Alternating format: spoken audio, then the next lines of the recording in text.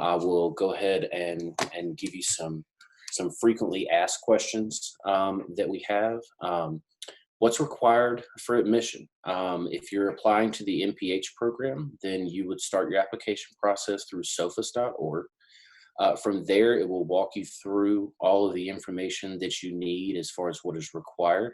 The application in Sophus requires a statement of purpose. A lot of people ask what is required in the statement of purpose. We kind of leave that up to you. We'd like you to kind of tell us a little bit about yourself, why you're interested in public health, why UAB, and why the department that you're looking for, as well as what your intentions are on doing with your MPH. We also require a resume or a CV. And once again, there's no limit on the number of pages that you necessarily have to have for those. We leave that open to the student. We do require every transcript that you've obtained from your college career, whether that be both international and study abroad. For those students that are at UAB, once again, you still need to send your UAB transcripts to Sophus. That's one that trips everybody up a little bit, because they assume that since you're attending UAB and you're applying to UAB, that we can request your transcripts for you. Due to FERPA regulations, we can't request those transcripts on behalf of you, so you do need to make sure that you request those. We can accept unofficial transcripts for the review process.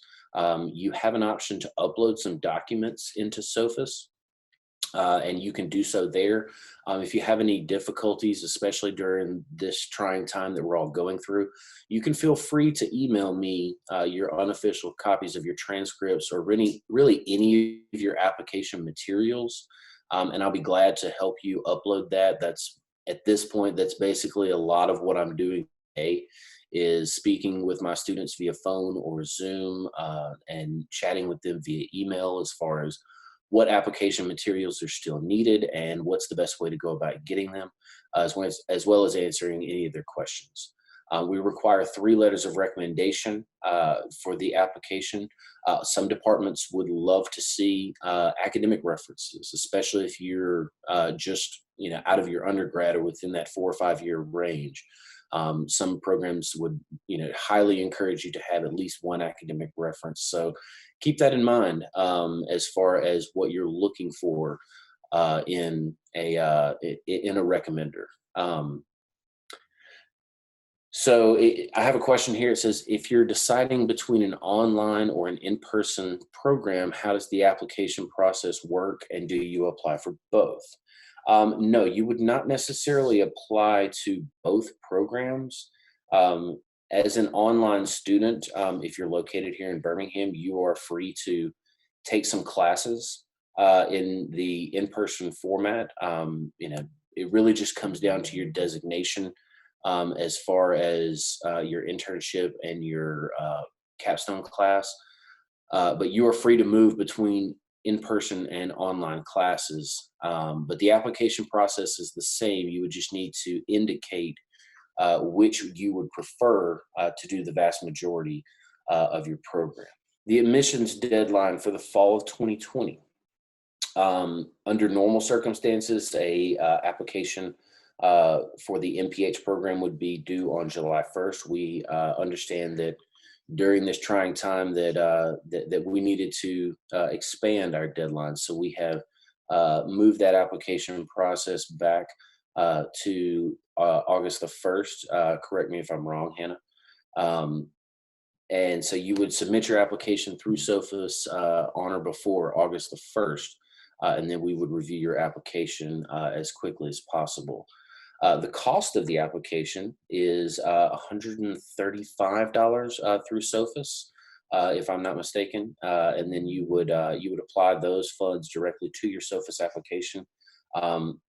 Sophus does have some application waivers available. You would reach out to them in regards to that, for those that are interested in an application fee waiver.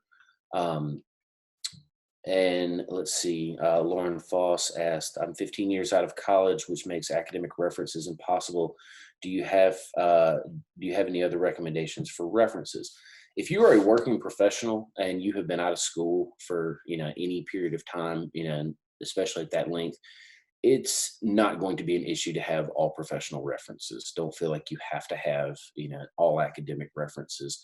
That's what I was saying, toward the academic and professional references is geared more towards those that are coming, straight from their undergraduate program, or, are still in school. Um, the deadline, if we're applying through SOFIS before May 1, is it cover the deadline? So yes, the SOFIS application for the summer semester has been extended to May 1. So you should be able to get onto SOFIS and submit your application. If for some reason you have issues submitting your application to the summer and you're before that deadline, then you can always reach out to me. My email address is dshaw84@uab.edu. The main role that I play here in regards to admissions is communication with students and facilitating your application through the process. I check on pending applications multiple times a day to make sure that all of your information has been coming in, and that all of your recommendations and transcripts and everything is complete. I communicate that through the SOFIS app, as well as individually through either phone call or email, to let you know what we're missing in the application process. And general rule of thumb is, for me, I do not mind however many questions you have. My job is to make sure that you are as comfortable and as well informed with the admission process as you possibly can be. So you cannot email me enough. You cannot call me enough. I want to make sure that you have everything that you need and you are as well prepared for this application process as you could possibly be. So please do not hesitate to reach out to me. I'm indecisive about which concentration I want to pursue. Could I apply to one program and then change to another during the program? Yes, you can. That is definitely possible. It's as recommended as it could be for you to have a really good idea as far as what program you would like to attend, and what you would like to receive your degree in. But we understand that sometimes plans change. So you may want to swap from environmental health sciences over to health behavior, or any of the combination of programs. The process for that would be to request a program change, and then the department that you would like to go to would then do a truncated application review to make sure that that you're a fit for their program. Assuming you are a fit for that program, then we would execute a program change for you, and then you would have to complete all of the departmental requirements for your new program. So some of those classes that you took, they may not be applicable depending on the differences between the program. So that's why we recommend that you have as close to 100% certainty as far as your program, what you would like to do. Do you still have to take the GRE for physician studies for the summer? I'm assuming that you're asking about the coordinated degree program for the physician's assistant / MPH. For all of our MPH degrees, we do not require the GRE. The GRE is recommended but not required. So if you have a 3.0 GPA, or you have 5 years public health or healthcare experience, you may not need to submit your GRE. But if your academic achievements and or professional accomplishments are lower than that, we still encourage you to apply. We try our best to practice holistic admissions. So we want to take the entire application process and the entire information that you're giving us into account. If you have some shortcomings in one area, you definitely want to address that in your statement of purpose, and then show how you could overcome that challenge, or ways that you have balanced out your academic and your professional experience to make yourself as best a candidate as you can. Is there a GRE waiver? I'm a mid-career person wanting to work and go to school at the same time. With a GPA, as far as what you're stating, what I would recommend is you may want to consider taking the GRE as part of your application process. And you would want to reach out to the department as well to see what their recommendations would be. This is very much a team process between the admissions team the Office of Student and Academic Affairs, as well as the departmental review committee. So we want to make sure that you're as informed as possible. So while we can't pre-screen applicants, we definitely want to give students the most information and the best recommendations as far as applying to the program and what would make them the best candidate they could be. Are there any concentration for community health in the MPH? Specifically, community health, no, we do not offer an MPH in community health. We offer an MPH in population health. And population health is our general MPH. And this is kind of an a la carte degree program. It is designed for professionals in the field of healthcare and or public health with at least 4 to 5 years experience. If you're coming straight out of your undergraduate program or you don't have a lot of relevant public health experience, you will most likely be recommended to a department.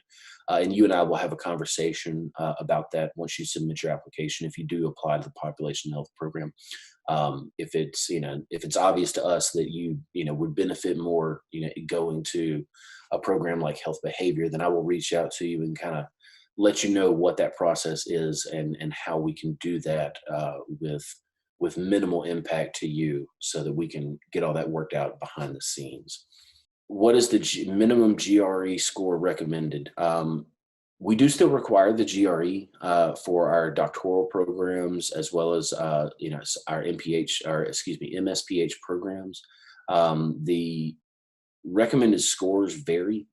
For doctoral candidates, we're ideally looking for 70% or better in your overall scores. As far as your GRE for your master's level programs or your MPH programs, if you want to submit your GRE, generally speaking, we're looking for a 147 verbal and a 150 quantitative. But once again, we try and practice holistic admissions as best as possible. So please, don't think that, okay, well, I scored a 146 verbal. Don't think that you can't submit your application. We want to review as many applications as we can and be as accommodating as we can, especially during this time. So whatever questions you have about your application process, generally speaking, if you want to reach out to me, I can set up a meeting with you either via Zoom or via phone, or we can just chat back and forth via email. And I can help you along with this process and get you as much information as you can. Are there current students that we can connect with to get a better understanding of the concentrations? This is a little tricky because we're getting into the FERPA, that's Family Educational Rights and Privacy Act.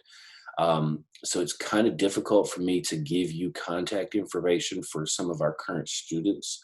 If you know students that are in the program that can give you better information about that, then that's definitely possible.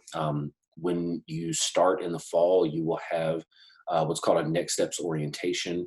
It'll be an online classroom setup where you can have information shared between current students as well as incoming students, kind of a frequently asked questions and a way to kind of get to know your classmates and get to know some of your future colleagues. But as far as, getting information, about current students and then having, something like that, we couldn't necessarily facilitate that, on the school side because we would have to have, permission from other students to be able to do that. Can we do that in some shape, form, or fashion? Potentially, but that would be kind of a difficult and tricky question for that. Concentration in community health. We have the population health program, as I just spoke about, which is more of an a la carte for working professionals. So I'm not sure if that's exactly what you're looking for, but I would love to hear from you via email so that I can kind of go over what population health is in general and make sure that you are applying to the program that you are most interested in. So for those of you that are interested in coordinated degree programs, we offer a variety of coordinated degree programs from our MBA MPH. We offer a MSW MPH in coordination with the University of Alabama in Tuscaloosa. We offer a variety of programs here at the School of Public Health in conjunction with colleges across UAB's campus. We have some that are with doctoral veterinary medicine or pharmacy with Auburn University. So we have a variety of different coordinated degree options that we offer. A lot of these programs are going to be your first choice. So for instance, your MD MPH. Those are students who are accepted to the University of Alabama School of Medicine. And what we do is we try and round out your medical training with public health to get you a more well-rounded view of the healthcare industry, as well as problems that you will be facing in dealing with the general public. So what we want to do is we want to complement your medical training with some public health aspects of it. As far as how does a coordinated degree program work? So upon the initial onset of your application, I will reach out to you and kind of go over some of the information that you're looking for as far as how do I schedule two different programs at the same time? How does this all work? So what we do is we know that, for instance, the School of Medicine or the School of Social Work, those are going to be in a lot of cases your first love, for lack of better terms. And so what we want to do is we don't want to or impact your coordinated degree program. What we want to do is we want to schedule your public health courses around your other degree program. The vast majority of these programs have a lot of predetermined scheduling that we then schedule our public health classes around. For those that are going into something like physician's assistant or something like School of Medicine or social work, we can actually start you before the summer, before you start med school or PA school. And what we want to do is we want to get you to have as much of your public health classes as we can in that early semester or two before you start. Go ahead and tackle some of those and get those out of the way. That way, all that's remaining is perhaps some electives, some internship requirements, as well as your capstone classes. And that way, once we have knocked out that core curriculum, then we're free to kind of onesie and twosie the schedule throughout the remainder of your program. Thank you, Dustin, for that awesome Q&A. We hope you're excited about UAB and the programs we have. We're excited with the changes we have to the curriculum and just things going on at UAB in general. We're excited about it, and we hope you'll join us.